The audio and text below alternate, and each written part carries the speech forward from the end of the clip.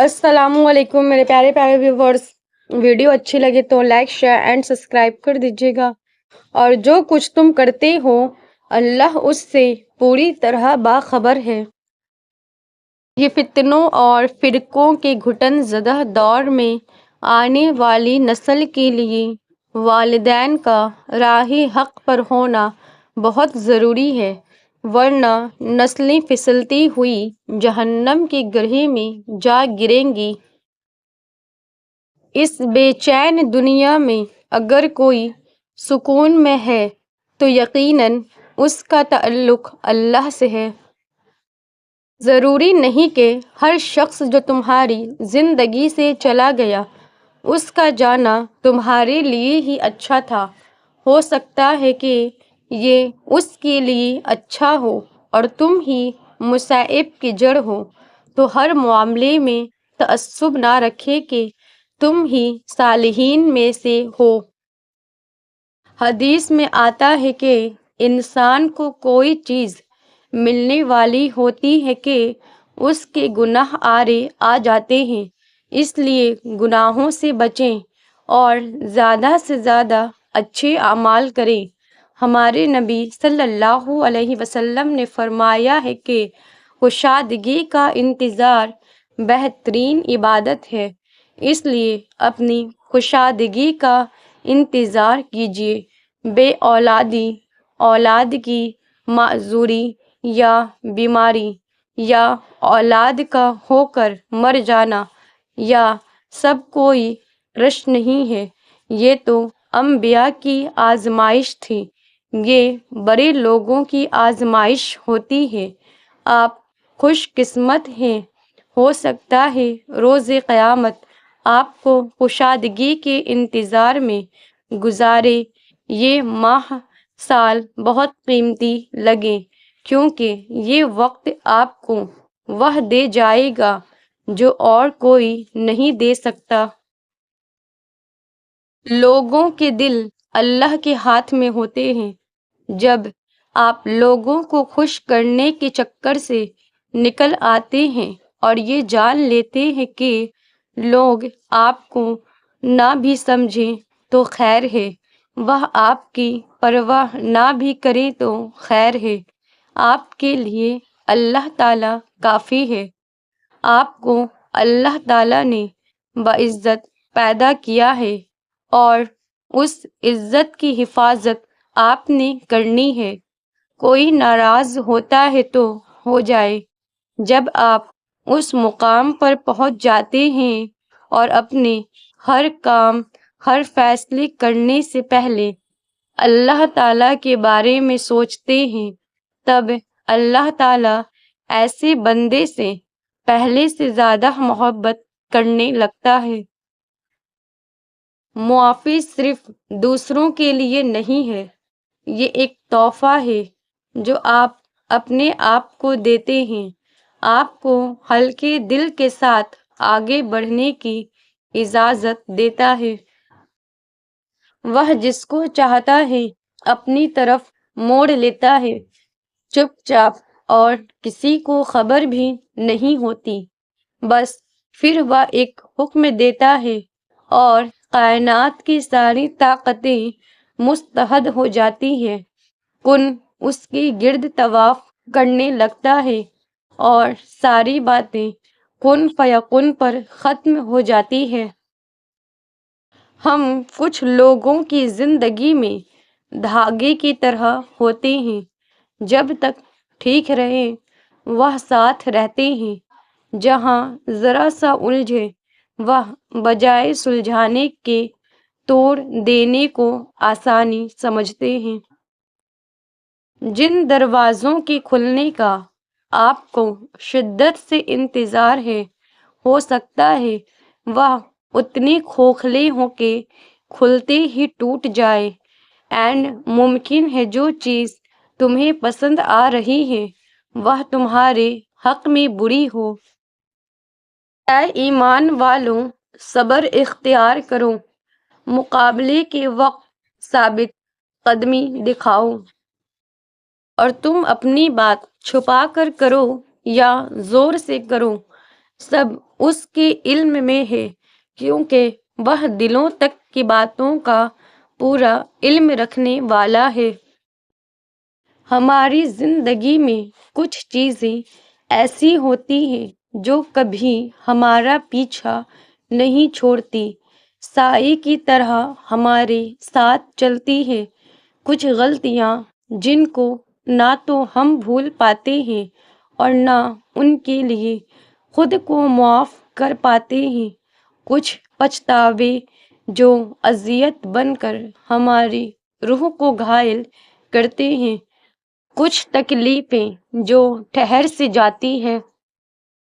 زمینوں اور آسمانوں کا علم غیب اللہ تعالیٰ ہی کو ہے، تمام معاملات کا رجوع بھی اسی کی جانب ہے، پس تجھے اسی کی عبادت کرنی چاہیے اور اسی پر بھروسہ رکھنا چاہیے، اور تم جو کچھ کرتے ہو اس سے اللہ تعالیٰ بے خبر نہیں۔ رشتے بنانے سے پہلے رشتوں کا تقدس سیکھیے۔ غصے میں کہے گئے لفظوں کا نقصان انسان ساری زندگی نہیں پورا کر سکتا، اس لیے کوشش کریں کہ غصے کے دوران بھی ایک تو آپ کا لہجہ صحیح ہو اور دوسرا آپ کے لفظ احترام اور اخلاقیات کے دائرے سے باہر نہیں ہوں۔ مجھے موت کا خوف نہیں، میں جانتی ہوں میں اس کے پاس سے آئی ہوں اور اسی کے پاس جانا ہے، بس مجھے یہ ڈر ہے کہ جاتے ہوئے کوئی گناہ مجھ سے ایسا نہ لپٹا رہ جائے جو اس کی ناراضگی کا باعث بنے۔ میں دعا کرتی ہوں کہ میری روح غافلوں کی طرح نہ کھینچی جائے بلکہ آسانی سے اپنے پروردگار سے ملے۔ کیا لوگ کہیں گے کا گمان کس لیے ہر وقت، کچھ دیر زمانے کو بھلا کیوں نہیں دیتے؟ ایک جھوٹ بولنا اور 10 تالیاں بجنا ممکن ہے، لیکن اس سے بہتر ہے کہ ایک پریشان کن سچ بولا جائے اور 8 تم پر الزام لگائے اور 2 سوچے۔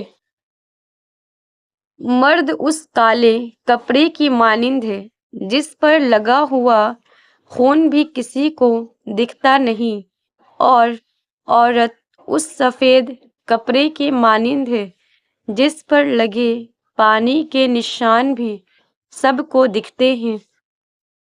اپنے آپ سے بار بار کہتے رہیں کہ میرا مستقبل بہت اچھا ہے، اسی کو سوچتے رہیں اور اسی پر یقین کرنے کی کوشش کرتے رہیں یہاں تک کہ آپ کو اس کی اچھی فیلنگز آنا شروع ہونے لگے گی۔ زندگی سے اور اللہ سے راضی ہونے کا بس ایک ہی طریقہ ہے کہ یہ قبول کر لیا جائے کہ کچھ بھی ہمارا نہیں ہے، کچھ بھی ہمارا نہیں تھا اور کچھ بھی ہمارا نہیں ہوگا۔ سب دنیاوی اٹیچمنٹس ہیں جو اللہ کی ہے، اللہ کی طرف سے ہے اور اللہ کی طرف ہی واپس لوٹ جانی ہے۔ ساری محبتیں، ساری الفتیں، سب دوستیاں، سب آشنائیاں، آپ بھی، میں بھی، ہم سب اسی کے ہیں اور وہی ہمارا آخری ٹھکانہ ہے۔ اگر تمہیں قرآن کی تاثیر کا علم ہو جائے تو تم میوزک کی تمام آلات کو جلا دو۔ گانے روح کے لیے تیزاب ہیں، یہ ہمارے دلوں میں نفاق پیدا کرتے ہیں۔ تم کہتے ہو سکون قلب میسر نہیں، کبھی قرآن کو توجہ سے سنو تو پتہ چلے سکون کیا ہے۔ گانوں سے ہمیشہ کے لیے توبہ کرو تو پتہ چلے کہ سکون کیا ہے۔ بے شک دلوں کا سکون تو اللہ کی یاد میں ہے۔ یہ پیسہ بھی کیا چیز ہے؟ امیر آدمی گناہوں میں پھنسا ہو تو حج کر لیتا ہے اور جرائم میں پھنسے تو جج کر لیتا ہے۔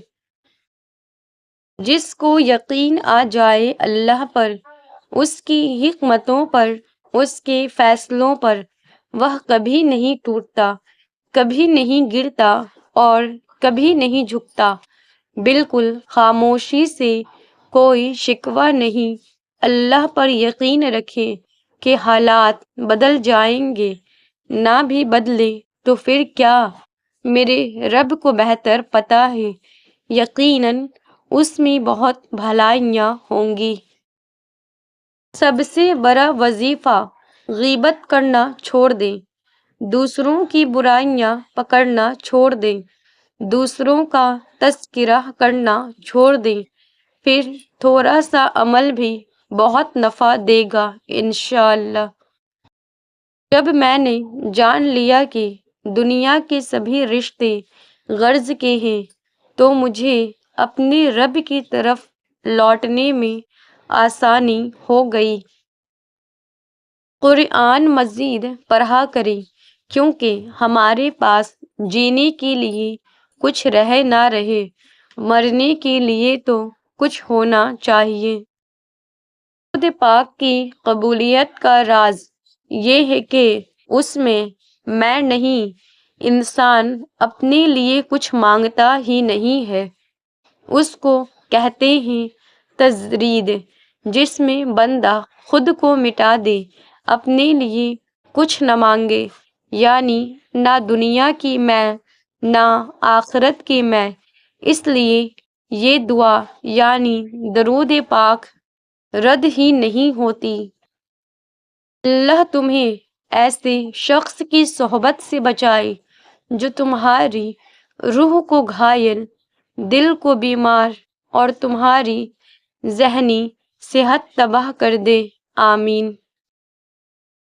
تم تھوڑا سا صبر کرو اور مایوس ہو کر دعا مانگنا مت چھوڑو، پھر جب دعائیں رنگ لائے گی تو تم اپنی آنکھوں سے حالات بدلتے دیکھو گے، مشکلیں آسان ہوتے دیکھو گے، پھر تمہیں یہ بھی یاد نہیں رہے گا کہ میں نے ایسے مشکل دن بھی گزارے ہیں۔ اکثر لوگ بدتمیزی اور بد اخلاقی کو صاف دل کا ہونا کہتے ہیں، در حقیقت یہ جہالت ہے۔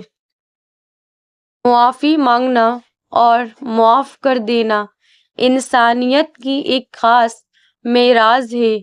معاف کر دیا کریں جتنی جلدی کر سکتے ہیں، کیونکہ جب کوئی معافی مانگتا ہے تو یہ بات اس کے دل میں رب ہی ڈالتا ہے، ورنہ خود سے تو ایک پتا بھی نہیں چلتا ہے۔